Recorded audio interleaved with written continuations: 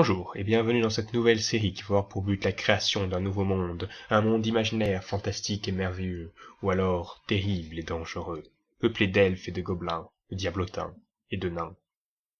Ouais, ça peut être classe.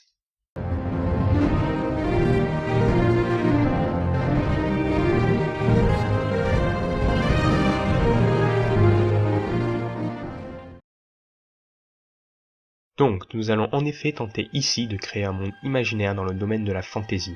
Et ce qui est bien, c'est qu'on va le créer ensemble, main dans la main, et ce sera cool.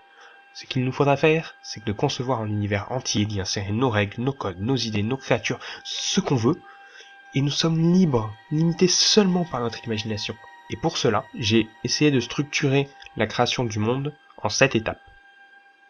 Première partie, sur l'univers. On parlera ici de ce qui est grand, très grand, les dimensions, les différents univers qui vont se croiser. C'est ici aussi que l'on instaurera les règles principales de notre univers, la magie qui le parcourt, comment elle fonctionne et sur quelle planète on créera notre monde. Deuxième partie, sur les divinités. Quelles formes divines règnent sur ce monde et comment elles évoluent? Si elles vivent toutes en harmonie, ce que chacune représente, dieu du vent, dieu du temps, dieu du sang. Si certaines figures divines représentent le mal ou d'autres le bien, et surtout, si elles existent, tout simplement. Troisième partie, sur la géographie. Là, on mettra en place tous les continents et les pays qui existeront dans ce monde. On créera des climats en fonction de la localisation des lieux et ce qui se passe dans ce monde. Ce sera l'occasion d'ailleurs de dessiner une carte. Quatrième partie, sur la population. Qui vivra sur ce monde? Quelles seront les créatures qui le parcourront? À quoi elles ressembleront? Est-ce qu'il y aura des dragons, des elfes? Quelle sera leur influence sur le monde? Voilà à quoi on répondra dans cette partie. Cinquième partie sur la religion. Certes, nous avons déjà créé les dieux, mais les peuplades qui parcourront notre monde en vénéreront peut-être d'autres, qu'ils auraient créés eux-mêmes, ou alors ils prieront nos dieux créés dans la partie 2.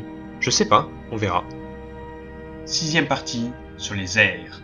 Dans cette partie, on parlera de ce qui a marqué les différentes époques de l'histoire de notre monde, de sa création à sa destruction. Ça nous permettra d'avoir une base solide pour la partie suivante. L'ultime partie, sur les récits. Ici, nous aurons fini de créer notre monde. Il ne nous restera plus qu'à inventer les histoires qui pourraient s'y dérouler. J'espère que l'on sera un peu plus nombreux quand arrivera cette étape parce qu'on aura besoin de tout le monde pour écrire des épopées épiques et légendaires.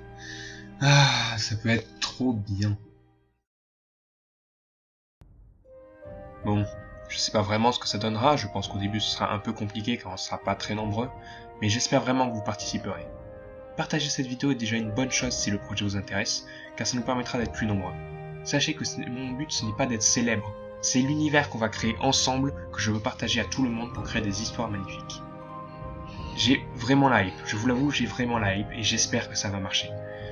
Bon, en attendant, vous pouvez déjà laisser dans les commentaires une proposition d'un nom pour le monde, un nom qui vous plairait. Moi par exemple je propose le nom Débutoy, parce que c'est YouTube à l'envers avec le U en moins, sinon ça rend pas très bien. Voilà, c'était l'épisode 0 de la création de notre monde, et j'espère que vous êtes aussi hypés que moi par le projet.